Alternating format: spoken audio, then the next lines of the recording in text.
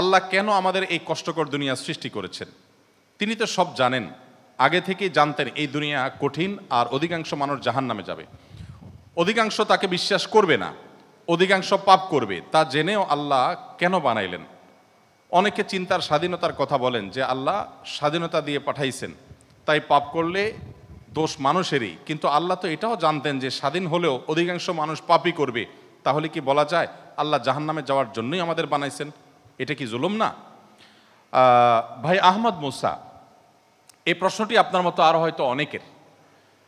আমরা এই প্রশ্ন উত্তরে অনেক দীর্ঘ আলোচনা করতে পারলে ভালো হতো, কিন্তু আমাদের হাতে সেই সময় নেই। আমি খুব সংক্ষিপ্তভাবে বলার চেষ্টা করি।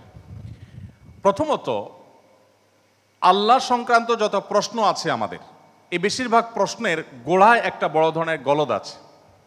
সে গলদটা হলো, আমরা আল্লাহকে আমাদের মতো ধরে নিয়ে প্রশ্ন করি। অর্থাৎ আমি আপনি সাধারণ মানুষ সৃষ্টি, আমাদের যে সীমাবদ্ধতা আছে, আমাদের যে জায়গাটা আছে, আল্লাহ রাব্বুল আলামিনকে সেই জায়গায় বিবেচনা করে আমরা প্রশ্ন করি। এটা হলো প্রশ্নের গোড়ায় গলদ। যেমন কেউ যখন প্রশ্ন করে যে আচ্ছা, আমাদেরকে আল্লাহ সৃষ্টি করেছেন, তাহলে আল্লাহকে কে সৃষ্টি করেছেন? নাউজুবিল্লাহ। এরকম প্রশ্ন অনেকে করেন। এই প্রশ্নটার অন্তঃসার শূন্য এবং গোড়ায় গলদ। কারণ আপনি নিজে সৃষ্টি, আপনি জানেন যে কোনো ক্রিয়া ছাড়া কোনো কর্ম হতে পারে না। সেজন্য আপনি নিজে সৃষ্টি হয়েছেন, আপনার স্রষ্টার সন্ধান করছেন যে আমি সৃষ্টি যেহেতু হয়েছে, আমার স্রষ্টা নিশ্চয়ই আছে। ভালো কথা। এখন আল্লাহকেও আপনি আপনার মতো করে ভাবছেন যে তাহলে তারও স্রষ্টা দরকার। তারও যদি স্রষ্টা থাকে তাহলে তিনি স্রষ্টা হলেন কিভাবে? আল্লাহর যদি আবার স্রষ্টা বিবেচনা করা যায়, চিন্তা করা যায়, কল্পনা করা যায়, তাহলে তিনি স্রষ্টা হলেন কোত্থেকে? তাহলে তিনিও তো আমার মতো সৃষ্টি হয়ে গেলেন, যে তারও আরেকজন যদি স্রষ্টা থাকে। আল্লাহর কোনো স্রষ্টা থাকবে না, তিনি নিজেই স্বয়ং সম্পূর্ণ। এটা তো অবশ্যম্ভাবী, কারণ সৃষ্টি জগতের আমরা সবাই যখন সৃষ্টি, তাই সকল সৃষ্টির তো স্রষ্টা দরকার। তো স্রষ্টার যদি আবার মনে করেন যে তার আবার সৃষ্টিকর্তাকে, তাহলে সেক্ষেত্রে তিনি স্রষ্টা হলেন কই? তাকে তো আপনি আপনার মতো করে ভাবছেন। তো এইরকম গোড়ায় কিছু গলদ থাকে। এই প্রশ্ন উত্তরে আমি বলি, কোরআনে কারিমে আল্লাহ তাআলা বলেছেন, লা ইউসআলু আম্মা ইয়াফআল ওয়া হুম ইউসআলুন। মহান আল্লাহ তাআলা তার নিজের সত্তা সম্পর্কে বলছেন, তিনি যা কিছু করেন তার এই সমস্ত কাজের জন্য কারোর কাছে তিনি জবাবদিহি করতে বাধ্য নন। কারণ তিনি তো মহান সৃষ্টিকর্তা, তার তো কোনো স্রষ্টা নেই, তার উপরে কেউ নেই, তিনি কার কাছে জবাবদিহি করবেন? তার কোনো কাজের জন্য তিনি কারোর কাছে জবাবদিহি করেন না, কিন্তু সবাইকে তার কাছে জবাবদিহি করতে হয়। এখন আপনি যদি আল্লাহর কাছে কোনো বিষয়ে প্রশ্ন রাখেন, আল্লাহর ব্যাপারে আপনার যদি প্রশ্ন জাগে, তাহলে তার মানে আপনি আল্লাহকে জবাবদিহিতার আওতায় আনতে চাচ্ছেন।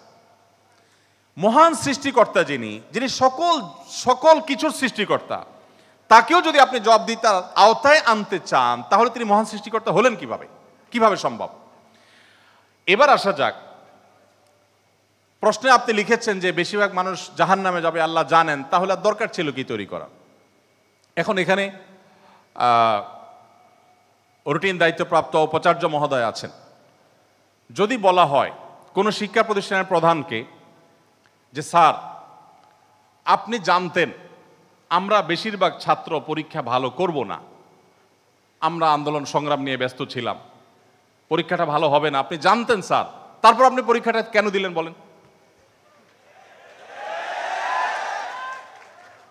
কোন কথার উপরে ঠিক? পরীক্ষা দেওয়া হয়েছে কেন? এই জন্য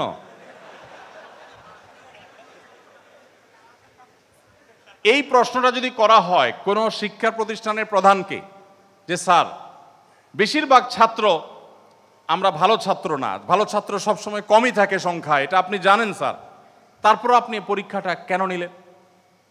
স্যার যদি পাল্টা প্রশ্ন করেন, পরীক্ষা যদি আমি না নিতাম, তাহলে তোমরা বলতো স্যার আমরা পরীক্ষা দিয়ে দেখতেন, সবাই পারতাম। এই কথা বলার অপশন থাকতো কি থাকতো না? স্যার আপনি পরীক্ষা দেন নাই কেন? আপনি দিতেন, দেখতেন আমরা কি পরিমাণ যোগ্য, কি পরিমাণ পড়াশোনা আমরা করেছি, আন্দোলন করেছি, তাতে কি হয়েছে? পড়া পিছিয়ে নেই আমরা, সব ক্ষেত্রে আগে আস, এর ফাঁকে ফাঁকে আমরা পড়ালেখা করেছি। তাহলে আল্লাহ রাব্বুল আলামিনকে আপনি একই প্রশ্ন করতে চাচ্ছেন যে আল্লাহ বেশিরভাগ মানুষ তো জাহান্নামে যাবে, আপনি জানেন, তাহলে সৃষ্টি করলেন কেন?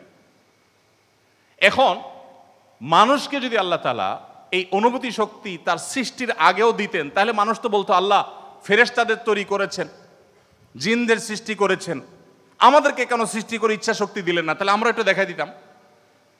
আপনি এই প্রশ্ন তো আল্লাহকে করতে পারতেন। মূলত এই সমস্ত প্রশ্নের গোড়ায় গলত আছে। দেখুন, আল্লাহ রাব্বুল আলামিন যখন মহান সৃষ্টিকর্তা, আপনি একটি পুতুল তৈরি করেছেন, একটি পুতুল তৈরি করেছেন মাটির, দুটি পুতুল তৈরি করেছেন, একটি পুতুল আপনি রেখেছেন, আরেকটি পুতুল আপনি ভেঙে দিয়েছেন। এখন আমি যদি আপনাকে প্রশ্ন করি, ভাই কাজটি কি ভালো হলো? একটা পুতুল রাখলেন আর একটাকে ভেঙে দিলেন, কেন এরকম করলেন? আমার এই প্রশ্ন করাটা আপনাকে যদি আমি জবাব দিই তার আওতায় আনি, যে আপনাকে বলতে হবে এটা ইলজিক্যাল কাজ, কেন করলেন? আপনাকে প্রশ্ন যদি আমি করি, এই প্রশ্ন করার কি অধিকার আসলে আমার থাকার কথা? আপনি পুতুলটা সৃষ্টি করেছেন মাটি থেকে, করে আপনার একটা ভালো লেগেছে রেখেছেন, আর একটা ভালো লাগেনি ভেঙে ফেলেছেন। পৃথিবীর কোনো মানুষ আপনাকে জবাব দিয়ে তার আওতায় আনতে পারে? এই অধিকার আছে কারোর? থাকার কথা না। এটা একান্ত আপনার ব্যাপার। আল্লাহ রাব্বুল আলামিন যখন কিছু মানুষকে জান্নাতে দিবেন, কিছু মানুষকে জাহান্নামে দিবেন, জাহান্নামীদের সংখ্যা অনেক বেশি হবে, এই সংবাদ জানার পর আমার মধ্যে তো এই তাড়া কাজ করার কথা, যদি আমাকে জাহান্নামে যেতে হয় তাহলে আমার পরিণতি কি হবে? তাহলে আমি কিভাবে বাঁচতে পারি, কিভাবে রক্ষা পেতে পারি, কিভাবে আমি আল্লাহর কাছে আর্গুমেন্ট করতে পারি, কিভাবে প্রার্থনা করতে পারি, কিভাবে নিজেকে আমি সে শুদ্ধতার পথে রাখতে পারি? আমার তো সেই প্রচেষ্টা থাকবে।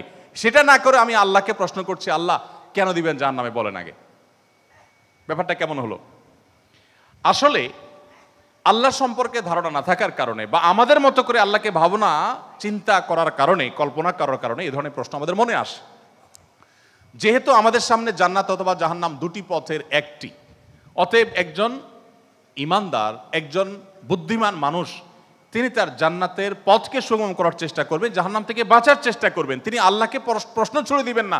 আল্লাহকে প্রশ্ন ছুড়ে দিয়ে কি হবে বলেন? আমি আরেকটা উদাহরণ দেই। ধরুন, আপনি একজন মানুষ, আপনাকে বলেছে দরখাস্ত দিতে, তুমি আমার কাছে দরখাস্ত দাও।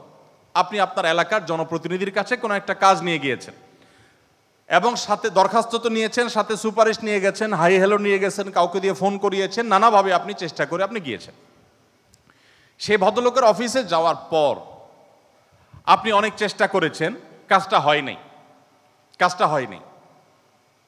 এখন আপনি কিন্তু জানতেন যে আমি দরখাস্ত লেখার নিয়ম আছে সেই হিসাবে লিখেছি, আবার সুপারিশও করেছি, কিন্তু আসলে হবে সেটাই যেটা তিনি চাইবেন, তার এখতিয়ার আছে এটা পাশ করা বা না করা।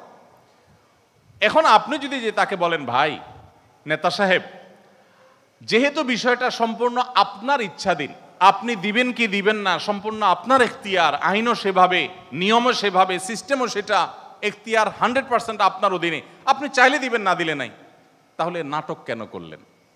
দরখাস্ত দেওয়ালেন কেন আমাকে দিয়ে? আমাকে কেন আসতে বললেন? আপনি জানেন সিদ্ধান্ত নেতার হাতে, সিদ্ধান্ত জনপ্রতিনিধির হাতে, সিদ্ধান্ত সে ব্যক্তির হাতে। আপনি জানেন তিনি যা ডিসিশন নেবেন সেটাই হবে। এটা জানার পরও আপনি কিন্তু আপনার চেষ্টায় কোনো ত্রুটি করছেন না, এমনকি আপনি পাবেন না সেই সম্ভাবনা জোরালো হওয়া সত্ত্বেও আপনার চেষ্টা কিন্তু আপনি ত্রুটি করেন না। সেখানে আপনি মানুষ হয়ে বলছেন যে আল্লাহ যাকে জাহান্নামে দিবে সে তো জাহান্নামে যাবেই, এর ব্যত্যয় তো হবেই না, তাহলে আমার আর কষ্ট করে লাভটা কি? আরেকটি উদাহরণ মনে হয়েছে। এক ভদ্রলোক, তিনি একজন মুসলমানকে, একজন সন্দেহের মধ্যে থাকা মুসলমান, নামকাওয়াস্তে মুসলমান, তিনি একজন সিরিয়াস মুসলমান, প্র্যাকটিসিং মুসলমানকে জিজ্ঞেস করতেছে, ভাই প্রতিদিন নামাজের জন্য আহ্বান করে, ভাই নামাজ পড়তে চলো। তো বেনামাজি মুসলমানটা বলে, না ভাই আমি যাব না। তো একদিন বলতেছে, আচ্ছা শুনেন, আল্লাহর ইচ্ছার বাইরে তো কিছু হয় না, আমি আসলে নামাজে যাই, এটা আল্লাহ চাচ্ছেন না, এই জন্য আমি যাই না। তো যেহেতু আল্লাহর ফয়সালা হয়ে গেছে, আমি যেতে পারছি না, তার মানে আল্লাহ আমাকে যাওয়ার তৌফিক দেন না, সেজন্য যাচ্ছি না। তাহলে আপনি অযথা চেষ্টা করে লাভ নাই, কেন আমাকে প্রতিদিন ডাকেন, কোনো দরকার নেই। তো এই ভদ্রলোক তিনি যখন বলেছেন যে আল্লাহ চাইলে তো আমি নামাজ এমনিই পড়তে যাব, আল্লাহ যখন আমার জন্য নামাজের ফয়সালা করবেন, আপনি ডাকা ছাড়াই আমি যাব, আর না করলে তো আমি যাব না, তাহলে আপনি অযথা কেন চেষ্টা করছেন?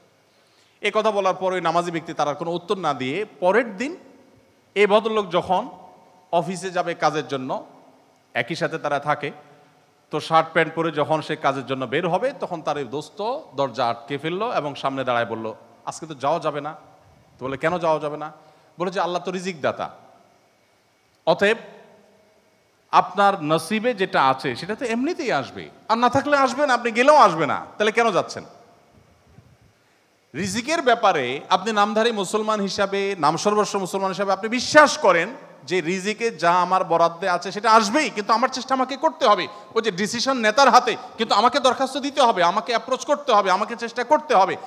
আমার এই চেষ্টা করাটা হলো আমার দায়িত্ব। দিবেন কি দিবেন না 100% তার ইখতিয়ারে। আমি জানি তিনি না দিলে আমার চেষ্টা করেও কিছু হবে না, কিন্তু তাই বলে আমি চেষ্টা বন্ধ করব না। ঠিক একইভাবে আমি জান্নাতের জন্য চেষ্টা করব, এটা আমার কর্তব্য, এটা আমার বাঁচা মরার লড়াই। আল্লাহ তাআলা আমাকে জান্নাতে দিবেন কি দিবেন না ডিসিশন তারটাই চূড়ান্ত, তাহলে আমার কাজ করে লাভ কি? এই প্রশ্ন একেবারেই অবান্তর, একেবারেই অযৌক্তিক, কারণ পার্থিব জীবনে অন্য কোনো ক্ষেত্রে আমরা এটাকে অ্যাপ্লাই করি না।